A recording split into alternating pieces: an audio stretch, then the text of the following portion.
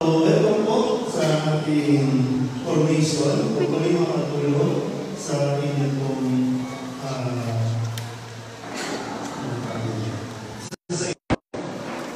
kabisahan ng pagbabagong anyo, pagbabagong buhay ng St. Paul o San Pablo Apostol. May mga kulay na yung ating pagbilayan o kanyang bahagi na kanyang buhay bago nang makilala niya si Cristo na sa kanyang buhay kasama ng mundo. Nag-start naman na kayo na pinigay niyo kanina, tutuloy na lang natin. Pero hindi ko lang sa inyo ay pakinggan niyo ng mabuti yung babasahin ko.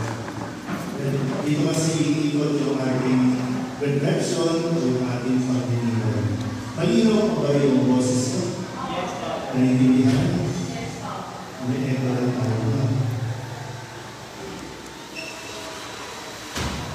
Sige po, ang babasahin natin ay mula sa mga gawa ng mga apostol, chapter 9, verses 1 to 19. Okay? Bukid na tayo. Kasi tayo lahat.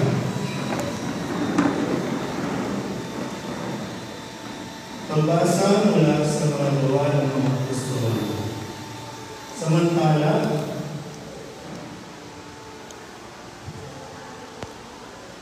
masidhi ang pagnanais ni Saulo na usipin at patayin ang mga alagad ng Panginoon. Kaya lumapit siya sa pinakapunong saserdote at humingi ng mga sulat para sa mga sinagoga sa Damasco upang matakip niya ang sino man matagpuan niya kung kaani sa bagong pananampalataya, maging lalaki, maging babae, at madala sa Jerusalem. Naglakbay si Saulo patungong Damascus. Nang siya'y malapit na sa lungsod, biglang kumislap sa paligid niya ang isang nakasisilaw na liwanag mula sa langit. Ano pa't napasubasok siya at narinig niya ang isang tinig na nagsalita sa kanya, "Saulo, Saulo, bakit mo ako inuusin? Sino po kayo, Panginoon?" Tanong niya. "Ako'y si Jesus, ang iyong inuusin," tugon sa kanya. "Tumindig ka, pumasok sa lungsod. Sasabihin sa iyo roon kung ano ang dapat mong gawin." Natilihan ang mga kasama ni Saulo. Narinig nila ang isang pantinig, ngunit wala silang makita ang sinuman. Tumindig si Saulo at kaya siya'y inakay nila hanggang sa Damasco. 3 araw na hindi siya nakakakita at hindi kumain, di uminom. Sa Damasco naman ay may isang alagad na ang pangalay Ananias. Tinawag siya ng Panginoon sa isang pangitain. "Ananias, ano po iyon, Panginoon?" Tugon niya, "Pumunta ka sa kalye Matuwid, sa bahay ni Judas, at ipagtanong mo ang isang lalaki taga-Tarso na ang pangalay Saulo." Sabi ng Panginoon, siya'y nananalangin ngayon. Sa isang pangitain, nakita ka niyang pumasok sa kinaroroonan niya at pinutungan mo siya ng kamay upang makakita.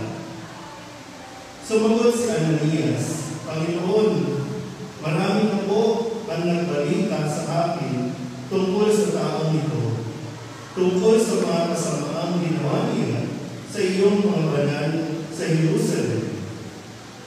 At nabalito siya sa Damasco, taglay ang kapangyarihan galing sa mga punong saserdote upang lapiin ang lahat nang tumatawag sa iyong pangalan. Ngunit sinabi sa kanya ng Panginoon, "Kumarunong ka, sapagkat hinirang ko siya upang ipakilala ang aking pangalan sa mga hingpil, sa mga hari at sa mga anak ng Israel, at ipaalam ko sa kanya ang lahat ng dapat niyang tiisin alang-alang sa akin." Pumunta nga si Ananias, pumasok siya sa bahay, at ipinatong ang kanyang kamay kay Saulo. "Kapatid na Saulo, ika niya. Pinapunta ako rito ng Panginoong Hesus na nagpakita sa iyo sa daan nang ikaw ay papunta rito. Sinubo niya ako upang muli ka makakita at mapuspos ng Espiritu Santo. Pagdakay, may nalaglag na tila mga kaliskis mula sa mga mata ni Saulo at nakakita niya siya. Tumindig siya agad at nagpabautismo. Kumain siya at nanahuli ang kanyang lakas. Ang salita ng Diyos. Mapurang po lahat. So, pamilya pa kayo sa kwento ni Saulo? Pamilya o Leila? Dinahan-dahan po, no? Dinahan-dahan po ang pagbabasa, may halong pababa. At sana po ay nabigkas ko ng malinaw yung mga salita. Dahil mahalaga po ang pagbabasa ng Biblia. Sana kayo na tinatawag na Catholic movement, sana po ay maging bahagi ninyo ng buhay ninyo ang pagbabasa ng Biblia. Bagamat sa sitwasyon natin, modern na tayo na sinatawag, nasa mga cellphone, pwede i-download, pwede kung saan man, mabasa natin yung mga salita ng Diyos. Okay. So, pagbisahan ni Saulo, o conversion of St. Paul, at yun ang bahagi ng kwento ni San Pablo bago niya nagawa na mag-umpisa. Ano yung natandaan mo na umpisa ng kwento? Umpisa natin hanggang matapos. Ano yung umpisa? Hindi, yung wakas na.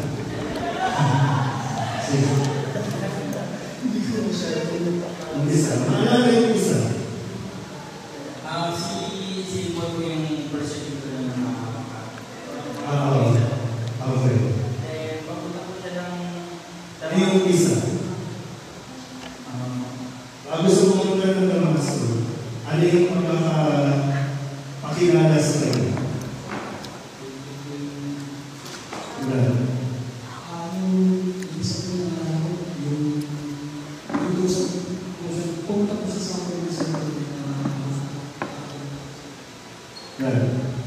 Ayun po, bago siya mag-isip po sa Saulo. Binasa ko ba yun? Nakasulat ko yun? Na bago siya nag-isip po si Saulo.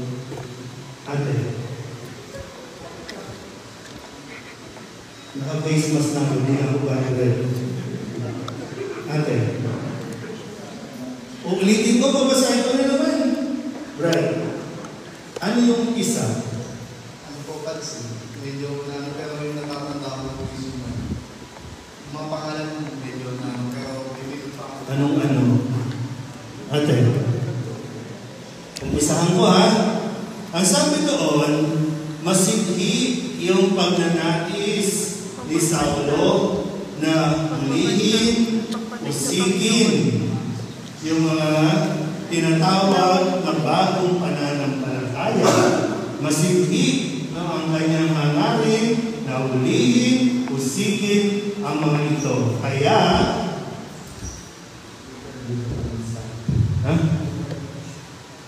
Brad, kaya, hindi naman siya pinapunta, kaya, hindi mo puso na natin. Ate, wala namang ganun. Kaya kayo nasisira dito na clear. Anyway.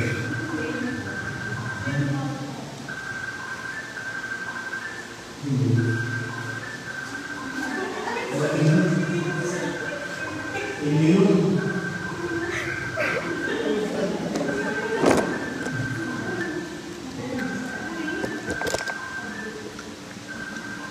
Okay. Matindi yung kanyang pagnanais, di ba, na hulihin. Kung kaya,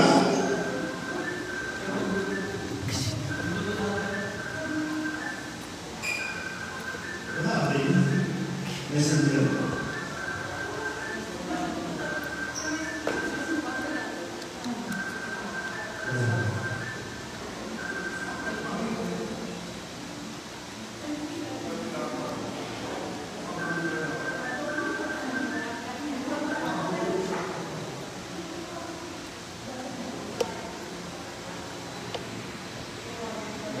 Parang ngayon.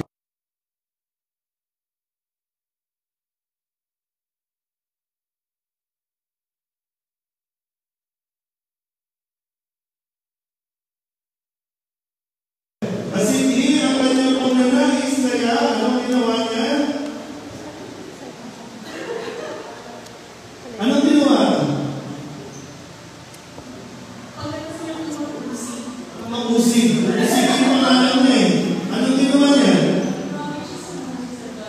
Humingi siya ng kapangyarihan sa pamamagitan ng sulat para puntahan niya yung Damasco kung saan naroon yung mga Kristiyano na tumatangkilik doon sa tinatawag ng bagong pananampalataya.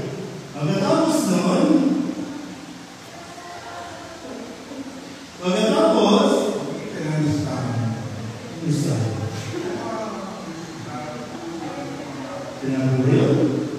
humingi siya ng sulat para maging kapangyarihan na susugurin niya yung Damasco.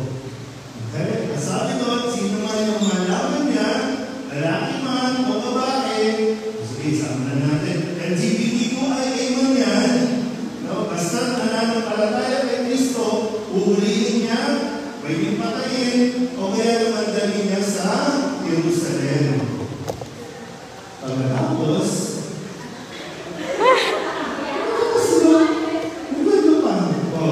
okay na, nakuha na yung letter. Yung authorization. Tapos,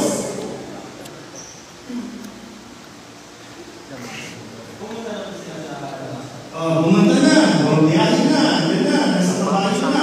Biyahe na. Pagkatapos,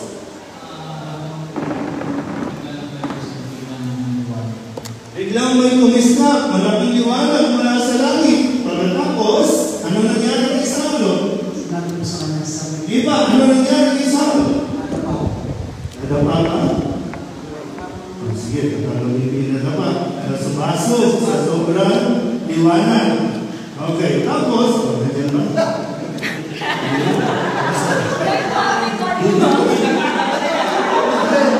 Tapos, wala ka. O ate, umawi ka. Pagkatapos, ate, hindi pa nga. Tinapos na eh. Nahulog. Sa sobrang liwanag. Tapos, ano nangyari? May narinig siyang tinig. Ano ang sabi? Pagalingin mo yung ulo. Pagalingin. Pagkatapos, dami mo pinagalingin. Yes. Ano ang sabi ng tinig? Tinawag po siya Saulo, bakit mo ako inuusig? Saulo, bakit mo ako inuusig? Ano ang sagot ni Saulo? Ako si. Tinanong po na niya, di ba? Sino po kayo? Panginoon. Saka sumagot yung tinig, ako si Jesus. Ang iyong inuusig. Pagkatapos, basa ko na. Yung part na yun. Yung part na yun.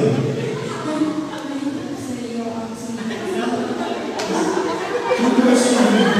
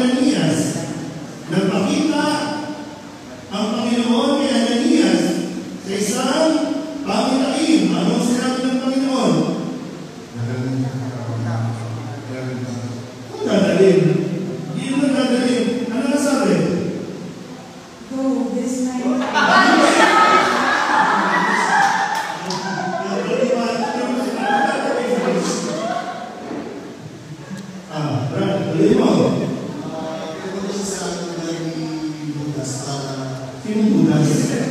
Saulo tayo sa Saulo.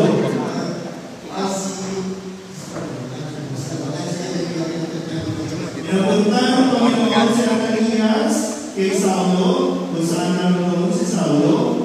At doon, ang sabi ay,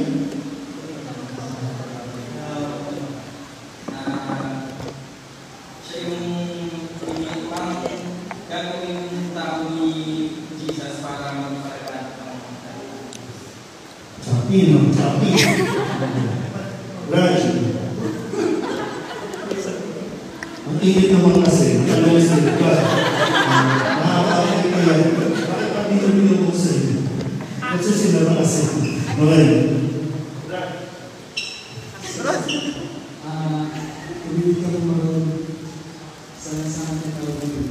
Kung natawag na maruwin, at doon ay matatagpuan mo, mahanapin mo ang nagngangalang Saulo. Saulo na taga-Tarso o ate. Tapos, ang sabi ng Panginoon kay Ananias na siya ay naroon nagdarasal. Anong gagawin ni Ananias? Alam ni Saulo na papasok ka, ipapatong mo ang iyong kamay sa kanya para siya muli makakita. O, yan na. Pumunta na si Ananias. Pumunta na. O, tapos, pagpasok niya,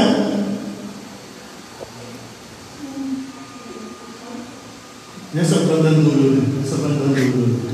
Ano ba yung siniservice mo? Dapat tinahanap yung awit at papuri. Awit at papuri ba yan? Ate, wala pa nang contribute. Ano yung sumunod?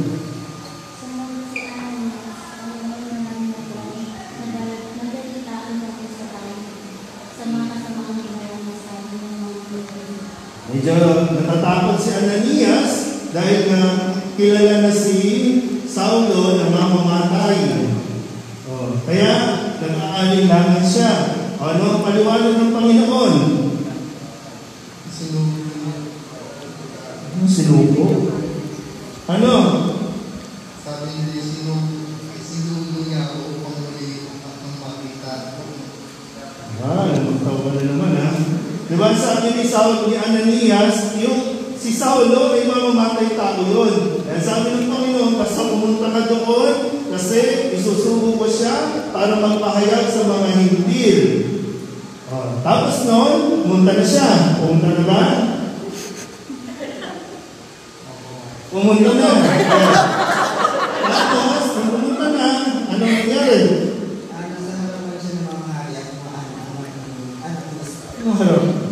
Isusubo siya sa harapan. Magbabasa na lang, iba pa.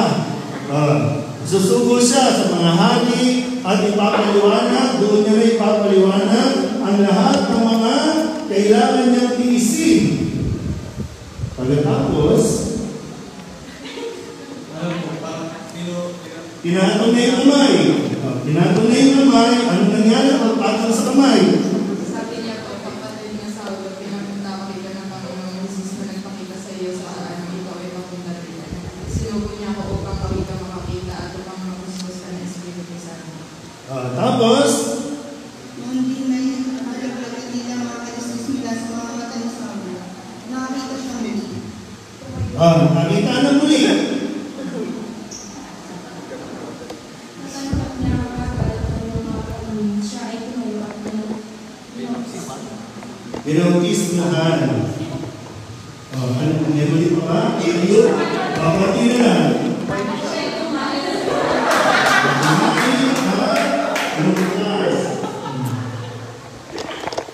Diba? Mahalaga po ito sa ating mga tinatawag na taga-simbahan. Kasi kung wala tayong salita ng Diyos, ang lalabas sa bibig natin, puro salita ng tao. Kaya kailangan, at least kahit paano, meron tayo na relate sa utak ng mga kadalasan sa Biblia para kung sakali ito ay nangyari sa atin o sa kung sino man, meron tayong ibabahagi palagi natin ipapahagi salita ng Diyos, hindi salita ng tao. Malinaw? Kaya sana, no? Maging bahagi ng buhay natin ito. Okay, mahimay natin ulit. Tagalog samantala, masindi ang pagnanais ni Saulo. Saulo pa siya, hindi pa Pablo. Saulo o Saul. Masindi yung paghahangad niya ng kusingin at patayin. Si Saulo ay isang Hudyo. Si Saulo ay isang siyempre, Israelita din, no? Pero naniniwala siya, nananampalataya siya sa pananampalataya mga Hudyo. Kaya, ano ba pwede sabihin siya ay very pious, very religious. Ayaw niya ang tingin niya sa Kristiyano, kulto. Kaya, gusto niyang usigin, patayin ang mga ito. Taong simbahan, si Pablo o si Saulo. Taong simbahan. Sound familiar ba? Taong simbahan niya, nagsisiraan, di ba? Kasi yung mga paniniwala na dapat kami lang, dapat ito lang, kami lang ang grupo, kami lang dapat. Kaya, sa paniniwala nila, kailangan mawala ang isang grupo na. Kailangan mawala sila. Mga halaman natin yan. Hindi natin mapunin. Taong simbahan yan. Kaya sabi dyan, lumapit siya sa pinakapunong saserdote, humingi ng sulat sa Senado, sumasampalataya kay Kristo. Kaya hindi madali maging Kristiyano. Uusingin, papatayin, pero nag-insist ang nabuhay ang Kristiyano o ang mga tagasunod ni Kristo sa kahit anong pahirap na ginagawa sa mundo. Maalala niyo po, isa yung mga Kristiyano noon, ilalagay sa arena, ipapakain sa mga leon, magiging katuwaan, bahagi ng palabas, gano'n ang experience para sa mga sumusunod kay Kristo. Sumusunod kay Kristo, handa tayo maka-experience ng mga grabe din karanasan. Kaya, huwag aalis. Huwag aalis. Konting persecution, huwag aalis. Pero mas nahirap yun, tayo ang nag-persecute, kaya maraming umaalis. Kayo ay naging bahagi na, hindi ba? Magiging bahagi pala ng simbahan. Pero nasaan na tayo ito? Kasi si Pablo, sa kanyang pong paniniwala, medyo nabuulagan si Pablo. Akala niya, nakikita niya ng malinaw, nakikita niya ng tama, at nasa tama siya, kaya niya ginagawa ito mga ito. Hindi rin naman natin ma-uhusgan si Saulo. Kasi sinusunod lang niya yung ayon sa kanyang paniniwala. Yung pananampalataya at itinuro sa kanya bilang isang Hudyo. So, pupunta siya doon para takpin ang sino mang matagpuan niyang aanin sa bagong pananampalataya. Lalaki man o babae, para madala niya sa Jerusalem, kasi sa Jerusalem, doon hinahantulan na ang kamatayan, o kaya ikinukulong. Kaya doon din siya ikinulong habang hinihintay na yung parusa sa kanyang kamatayan. Okay. Basa nga. Naglabay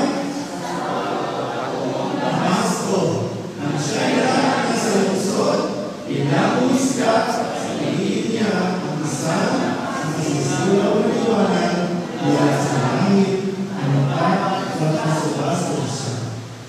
Ito yung tinatawag natin na sa atin, no? Ang tawag natin dito ay religious experience. Religious experience. saan magkakaroon ng turnover, magbabago ang iyong buhay, magbabago ang iyong pananaw. Yung Damasco, ito yung yung experience kung saan nangyari, kung saan parang namulan ka. Kasi dito sa karanasan niya, di ba? Nagliwanag, nahulog, kasi nakakabayo, nahulog, napasubasog, nanapa, o kung ano man. Di ba may mga ganyan sa buhay natin? Yung, ano man yung pagkakadapa mo, yung tragic experience, pwede nasasaan, pwede natulog ka, natutula, nasaksak ka, nahawan ka, makidnap ka, ano pa ba mga tragic na natanggal ka sa trabaho, namatayan ka ng ingrown, ano po, nascam ka, yan yung mga Damasco natin. Parang pang-gising, pang-wake up call. Kasi hindi naman bulag sa Saulo, pero hindi na niya nakikita ng malinaw na may mali sa ginagawa niya. Kasi kung susundin niya yung batas sa mga Hudyo, ang nakasulat doon, wag kang papatay. Pero pumapatay siya. Di ba yung nakasulat? I-memorize niya yun eh. Hindi lang 10 ang memorize niya. 603 na batas ang kanyang sinaulo. Alam niya lahat yan. Kaya maganda din yung bahagi ng napaka-rigid nitong si Saulo.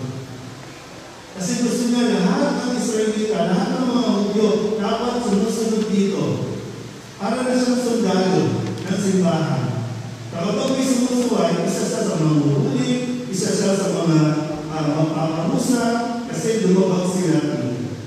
Kaya may espada yung kanyang, di ba, statue niya may espada eh.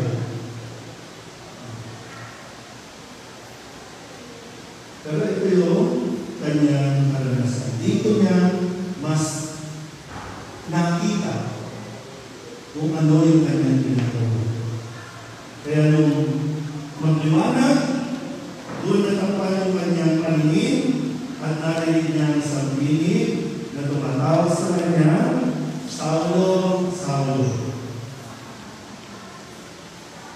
Ito lang, no? Baka yung pag-iwalinan ng mga Damascus natin, mga Damascus ng buhay natin.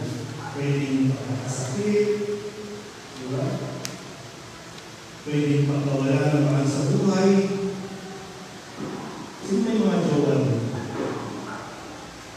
Nilunod ko ng mga mo.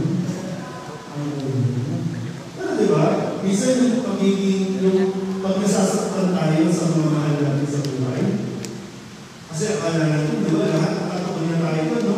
Kapag nagkaroon ka ng jowa, alam mo, sa mundo mo, sa kanya na lang doon. Hindi mo na nakikita na kung anong ginagawa sa iyo, anong nangyayari sa iyo, anong pagbabago sa buhay mo, na hindi maganda. Pero kinailangan siya mawala. O kinailangan kanyang iwan. Yung mga bagay kasi sa buhay natin na ipinapahintulot ng Diyos na maranasan natin para mas makita natin yung nais ng Diyos na makita natin sa buhay natin.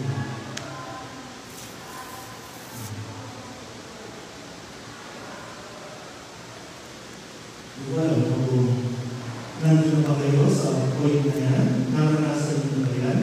Yung Damasco na yan? O baka malahilay pa tayo? Pero sa ngayon, hindi tayo nabubulagan.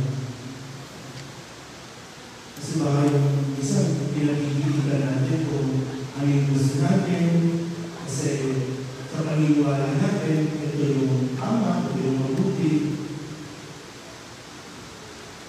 Pero may mga karanasan na talagang yung mga uuga o sisip ng ating relationship, ng ating samahan, ng ating community, para hold muna, stop muna tayo. Diba? Kasi yung nangyayari kayo nun, kaya si Saulo, dire-diretso na siya, naglalakbay na siya, sandali na. Pinatigil siya ng Panginoon. Sa una,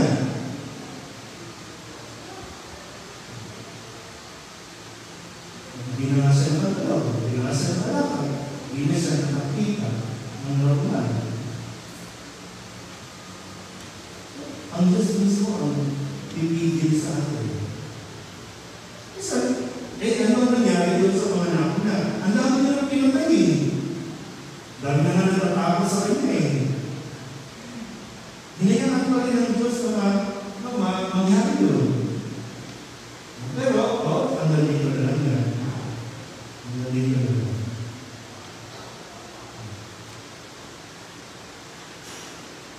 Hindi na natin kilala si Jesus. Kasi may na time. Ano na? Sabihin na natin 3 years after the resurrection, 3 years after the ascension, doon na lumaganap yung mga yung misyon ng mga alagad. Nagkita pa yan. Siya at si Pedro. Nagkita pa yan. Nagkasama pa yan. Mismo si Saulo nga, kinulit niya si Peter. O Peter, bakit ganun? Pag nandito mga Hudyo, hindi ka nakikisali sa mga hintil. Pag wala yung mga Hudyo, kasama mo mga hintil. Pinasabihan niya si Peter. Na dito, tinanong niya, sino po ba kayo? Ako'y si Jesus, ang iyong inuusin.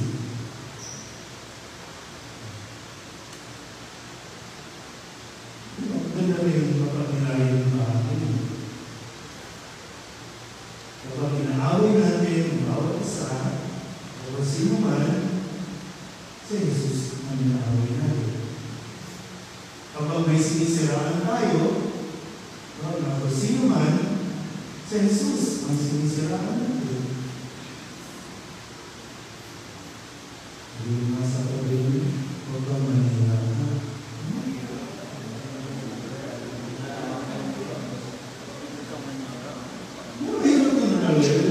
Di ba na-experience yun na siraan ka, sisisan ka? Mahirap yun. So, kung alam mo na mahirap yun, hindi mo naman gawin siya, diba? Kasi alam mo na yun. Alam ni Jesus yung karanasan ng mga sumusunod sa kanya. At siya yun. Kaya diba, ano man ang gawin nyo sa pinakamaliit na ito, sa akin yung ito. Gumawa ka ng mabuti, kay Kristo mo ginawa. Gumawa ka ng masama, kay Kristo mo ginawa.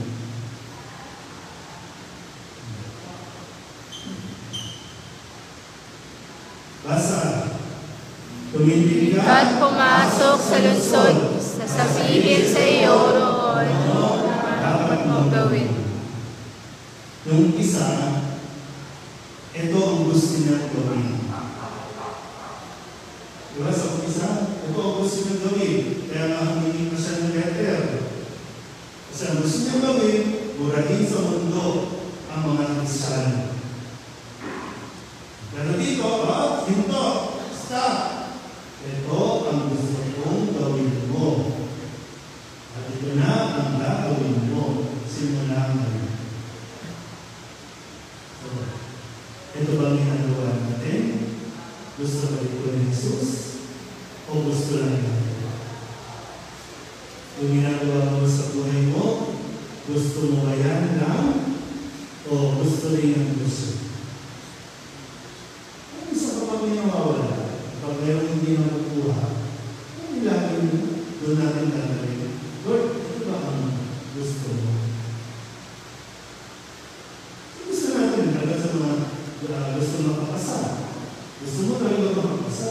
Kaya nga iba, naglilit ka sa pagsiserve, diba? Naglilit mo ako, maglilit mo nga ako ha, na parang bang napakabisi naman. Pagkabasa ka lang, mag-director ka lang, pati pag-director, maglilit ka. Kasi mag-review ka. Ano ba naman isang oras? Ano yung magawin tayo? Naglalay daw.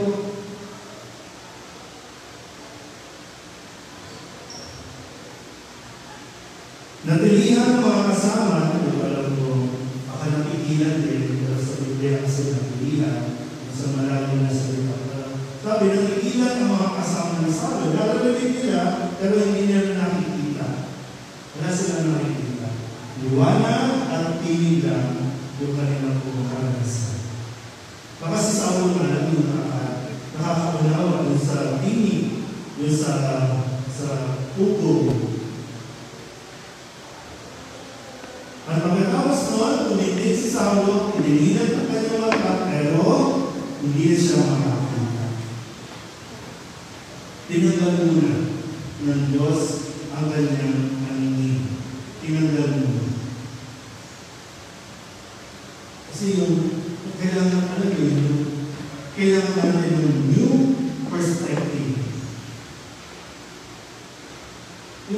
Kaya kapag mayroong tayong unexpected event sa buhay, yung alam mo yun lang kung pwede natin masabi, tigil mo na, kasi kailangan mo, hindi ko talaga, kailangan mo pag-inayin mo na ang nangyayari para mas makita mo kung ano ang direksyon na dapat ng kahapon.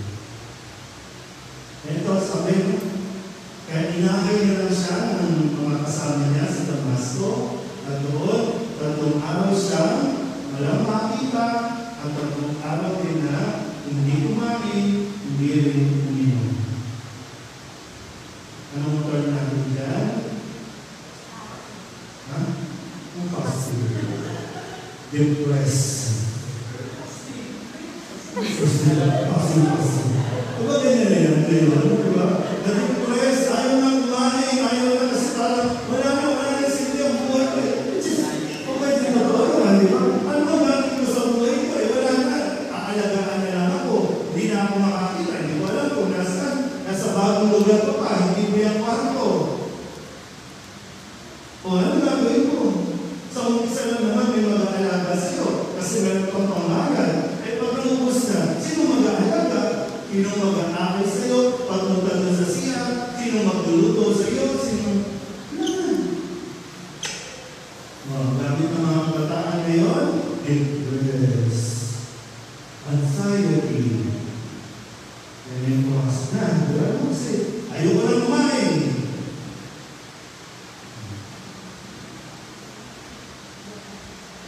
Fasting. Ang social media.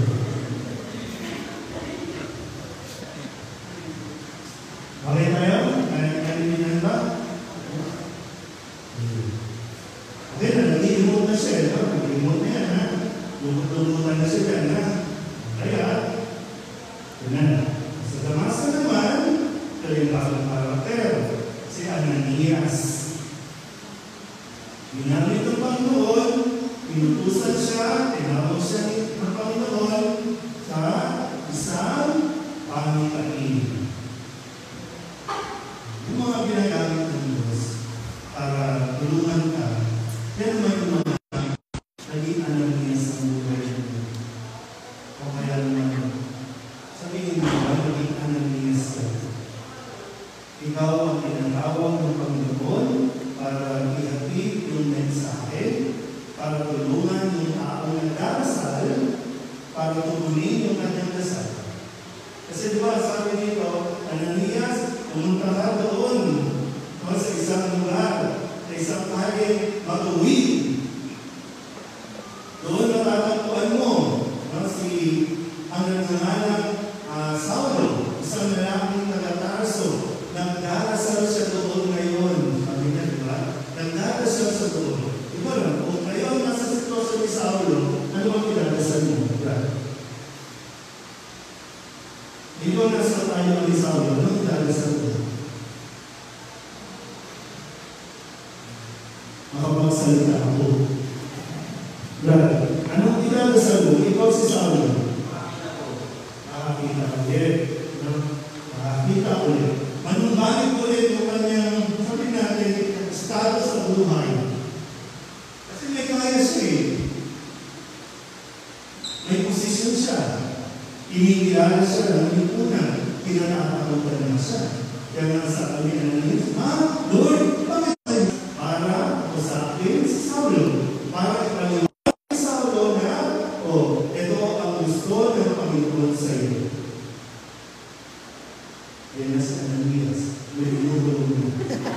Gugulo ka.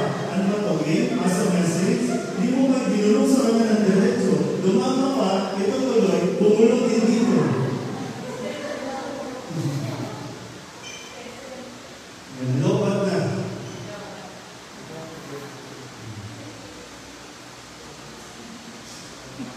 Okay lang yun. Ulit na yun. Ako ba? Wala namin pwede matutulungan. O pwede siguro, diba? Eh sana mamatay na yung si Saulo. Huwag na natin tulungan. Huwag may magagawa na. Sabihin namin, hindi naman deserve tulungan niya.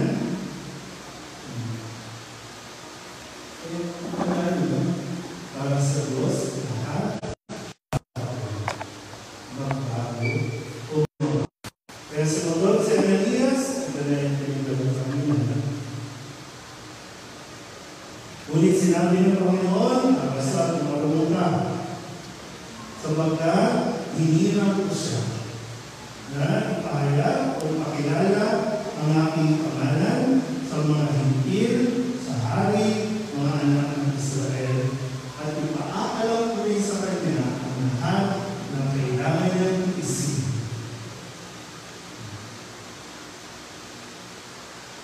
Kaya siya naging Apostle to the Gentiles.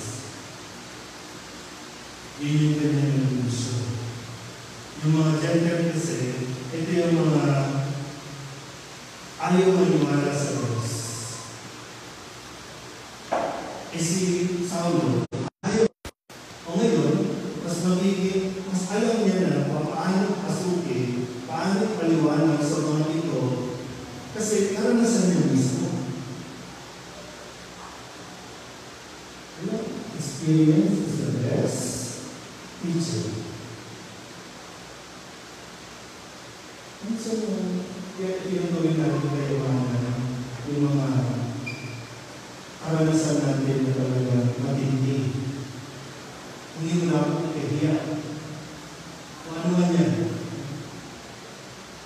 Naging trabaho mo, naging buhay mo. Lagi na tayo mag-develop sa itinawag namin kami. Ito yung turning point. Kasi meron kundi inihahanda para sa iyo. Kasi bakit ba ako na child abuse? Diba mga yan? Bakit ako?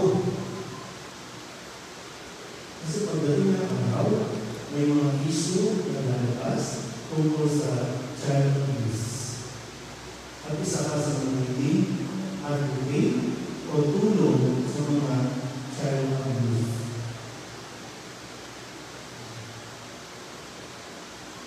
Hindi yan basta itinaranas lang ng Diyos para parusahan. Hindi. Dinaranas sa iyo para magamit mo pagdating ng bayan.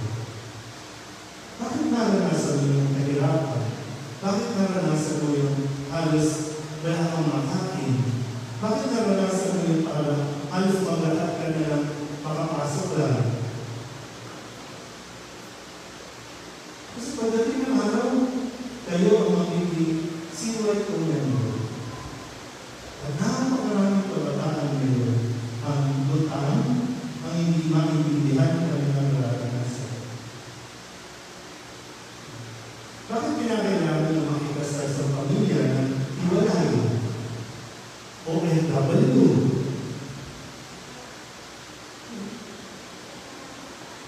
At pagdating ng araw, mas maintindihan mo kung ano ang gusto at kung saan ka dapat makatulog.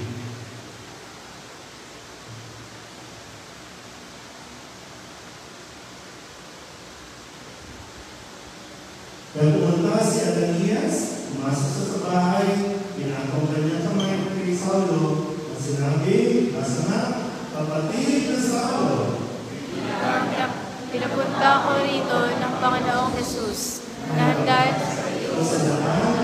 magpapay pagpunta dito. Sinuko niya ako upang muli kang makakita at mapuspos ang Espiritu. Di ba lang, sino, di ba sa inyo ang naging Ananias? naging daan para makilala mo si Kristo. Dito sa iyo. At pagdating ng araw, ay naman magiging niya sa buhay niyo. Para makita din mo ang misyon para sa kanila.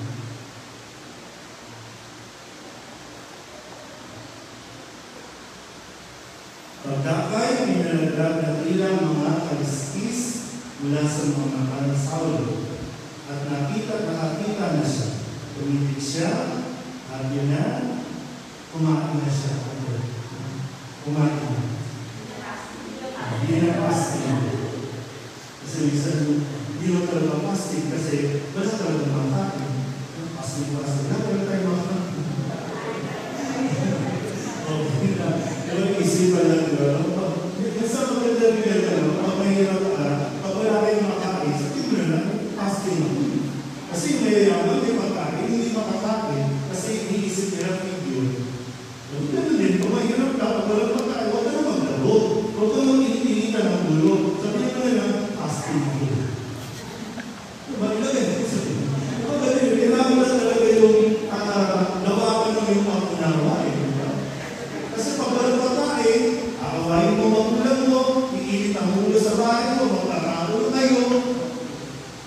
Pero pagdating naman sa edad namin ngayon, diba? May pagkain na, ayaw mong kumain. Diba? Tama ba? Kasi iniisip mo video. Pero dati halos mag-away kayo dahil walang pagkain. Pero ngayon yung pagkain, nasisira na kasi walang gustong kumain. Kasi ay, yun ang sugar, yun ang carbs.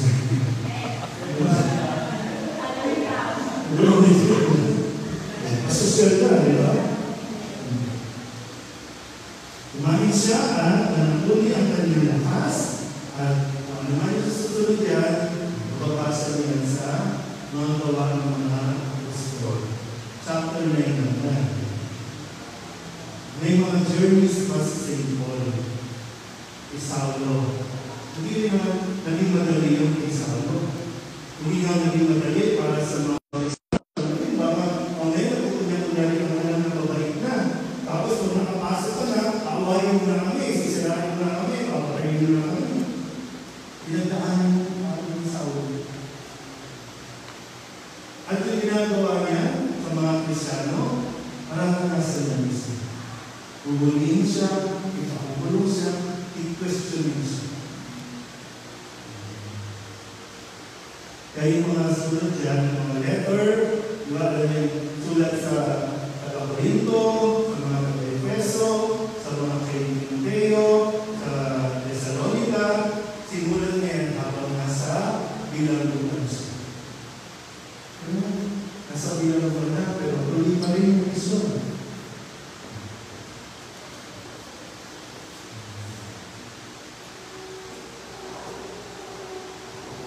Okay, so huwag natin na kung ano yung mga pwede na natin matulungan.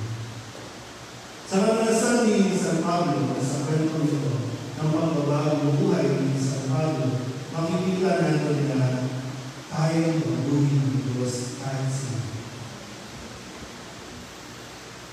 Kahit anong karanasan natin, kahit ano yung buhay natin, tayong baguhin ng Diyos.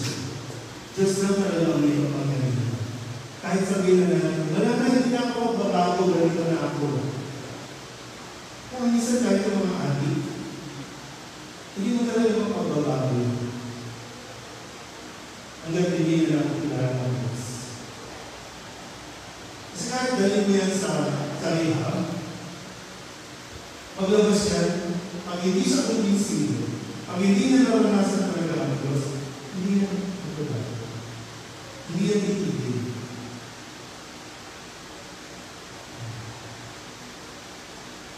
Hindi ko alam yung hanggang ngayon, may mga habit tayo, yung mga habit ninyo, na hindi mag-abago, hindi mamutol-putol. Hindi ko alam kung meron kayong habit. Kung hanggang di ka nag-design, hanggang di mo tinataan niya sa panalangin, hindi mamutol yan. Pero God will transform anyone. Kahit si Saulo na mamamatay tao, napagod niya.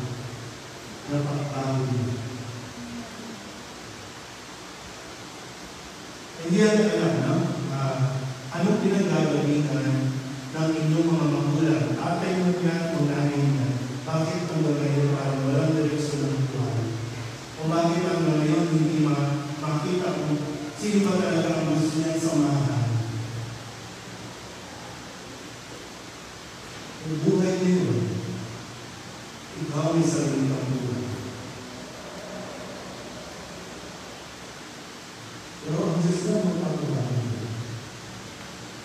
Kahit on the last moment ng buhay ng tao, ang Diyos pa rin ang magpapagawa. Alam sa atin, may hinahanap ng si atin. Basta na? God? Anyone. No exemption. Anyone. May time kasi tayo eh. Ay, minsan sabi, ano ba magbabago ang politika sa Pilipinas? Ano ba magbabago? Bata pa ako, sila na natin dyan. Hindi rin pa kasi tayo bago ng pag-ibig. Sila din pa rin naman ang pinili natin.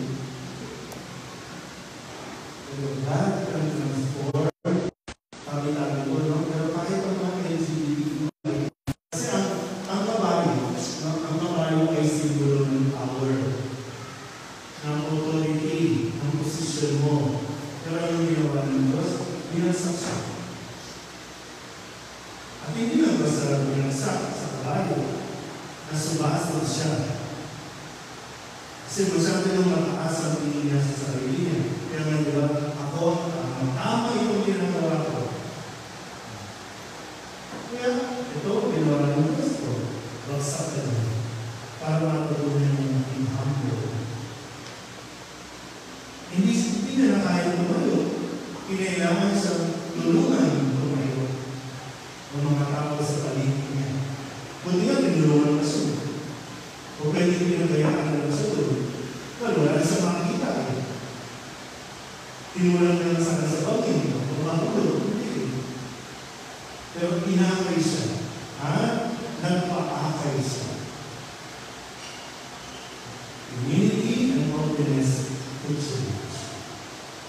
Malaking pagbabago sa buhay mo.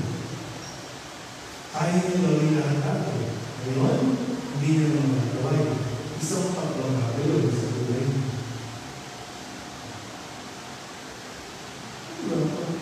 Pwede rin, bakit nawala sila sa akin? Paano mapagtunan ito yun? Noong 10 years, diba?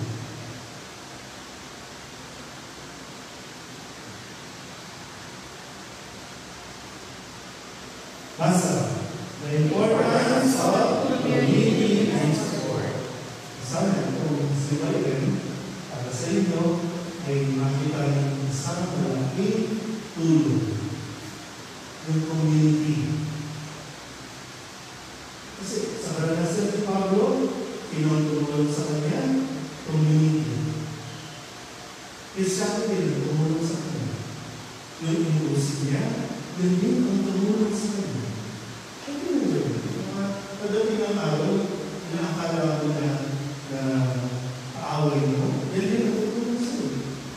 Kung akala mo kontrabida sa buhay mo, yan din ang tutulong sa iyo. Pero kung sa ito, itong ginagawa ninyo ay talagang itong maituloy ninyong community. Maganda kasi may support. Maganda yung lalo pa nung dahil sa amin ko kanina, sa ngayon kasi konting karanasan, depression na agad. Sino mga Gen Z? Gen Z. Ano na tawag sa akin? Ano na tawag? Hindi na. Zombie. Mga zombie. Diba? Kasi feeling nila kasi walang support. Dati talagang sirahin yung sapatos mo, okay lang. Ayun, masirahin yung sinalas ko. Hindi nga ng work and stuff, o ano? Depression.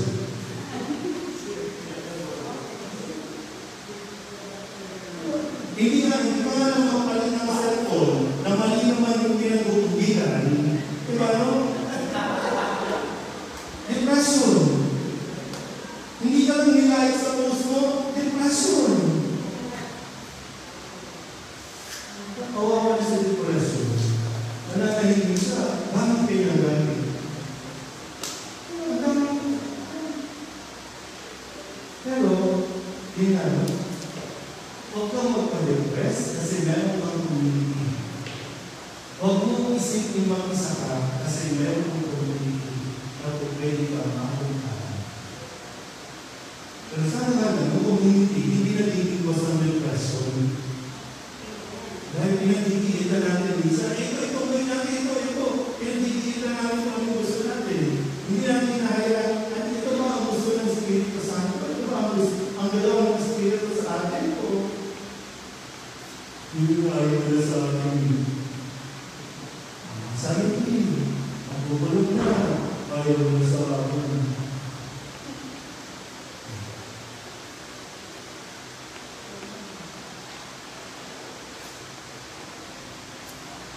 Community, be thankful at pagpasalamat natin na meron tayo na pupuntahan natin.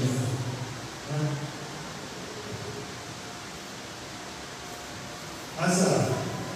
Restaurant is bigger than you. Anong alam ni Pablo? Patayin ang mga Kristiyano. Kasi yung plano niya na nawala ito, yes, hindi lang tayo. Pero ang gusto ng Diyos, hindi lang Hudyo. May Kristiyano, may Muslim, may Buddhist, kung ano pa. Kasi yun ang sa malaking plano ng Diyos.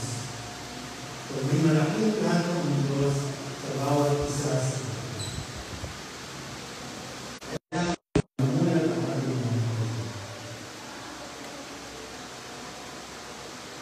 So sa buhay ni San Pablo, yun naman tayo na maalala natin, matandaan natin ang kapangyarihan ng Diyos, the power of God's grace, talagang ang magbabago ay grasya ng Diyos. Kailangan natin ang grasya ng Diyos. Hindi sa sarili natin lakas mangyayari ang lahat, kundi sa tulong ng Diyos. Yung pangangailangan natin, the need for humility, pagpapakumbaba, huwag na tayo magmatigas, kung nawala na, talagin mo na pagpapakumbaba. Kung tinanggal sa iyo, tinanggal sa atin, okay.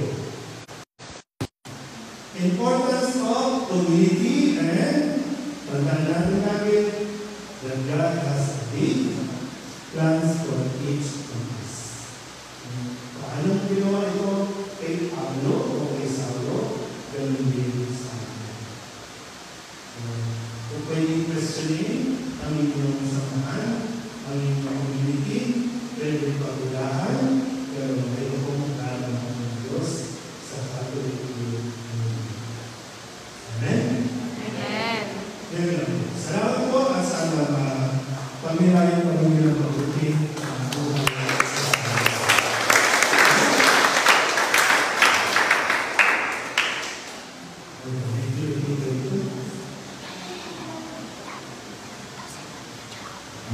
Thank you, Brother. Pinipili ng speaker para as bukas sa ating sarili. Ano kami ng pamilya para kami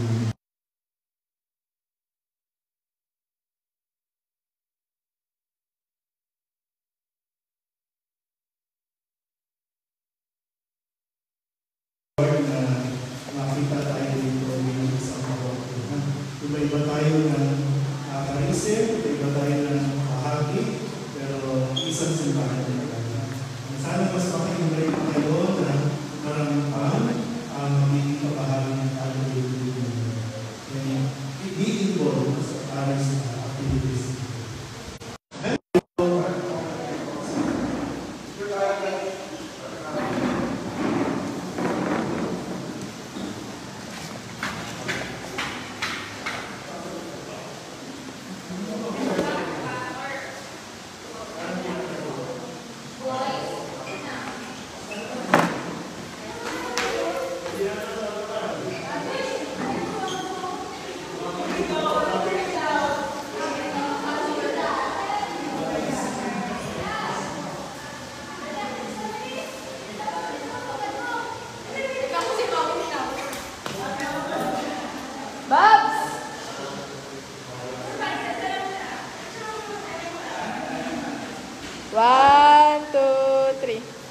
Isa pa. 1, 2, 3. Ah, bagay. Okay lang po. 1, 2, 3. Isa pa po. 1, 2, 3. 1, 2, 3. Ayan. Hashtag daw, hashtag. Awa. 1, 2, 3. Ay, 1, 2, 3. Last one. Yan.